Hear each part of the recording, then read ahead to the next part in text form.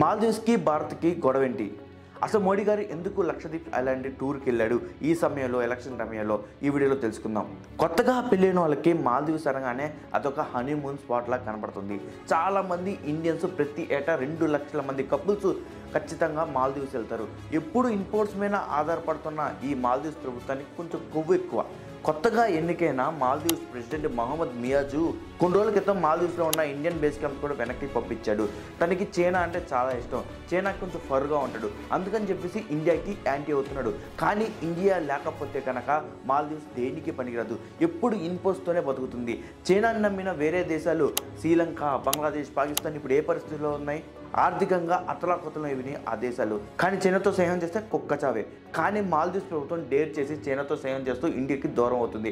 But India నుంచే 2 లక్షల మంది ఎక్కువ ట్రావెలర్స్ వేరే దేశాలతో పోల్చుకుంటే మాల్దీవ్స్కి ఎక్కువ వెళ్తున్నారు. కానీ మాల్దీవ్స్ ప్రభుత్వం మాత్రం మనకి ఆ రెస్పెక్ట్ ఇవ్వట్లేదు. సో అందుకని చెప్పి ఇండియా బాయ్కాట్ మాల్దీవ్స్ అని చెప్పేసి హ్యాష్‌ట్యాగ్ ట్రెండ్ అవుతుంది ఇప్పుడు. కానీ అక్కడున్న కొంతమంది మాల్దీవ్స్ ఎంపీస్ కూడా కొంచెం కొవ్వు ఎక్కువ కదా వాళ్ళకి. వాళ్ళు ఏం చేశారంటే ఆ కొవ్వుతో ఏం చేశారంటే ఇండియాని అవమానించారు. ఇండియా అంట మాల్దీవ్స్ లాగా ఎప్పటికీ ఎదగలేదంట, మాల్దీవ్స్ అంత డెవలప్మెంట్ లక్షద్వీప్ కాలేదంట, మనకి చేత కాదంట. ఎందుకు? మాల్దీవ్స్లో ఉన్నంత డెవలప్మెంట్ లక్షద్వీప్ ఐలాండ్స్లో చేయలేరంట, మీకు చేత కాదని సవాల్ చేశాడు. ఇండియాని కించపరుస్తూ మాట్లాడాడు. ఆ దెబ్బతో మాల్దీవ్స్కి చుక్కలు చూపించారు ఇండియన్స్. దాదాపు గంటలో 8,000 టికెట్లు, ట్రావెలింగ్ టికెట్లను క్యాన్సిల్ చేసుకున్నారు. అంతేకాదు ఫ్లైట్ టికెట్స్, రూమ్స్, హోటల్స్ మొత్తం క్యాన్సిల్ చేసి పడేశారు.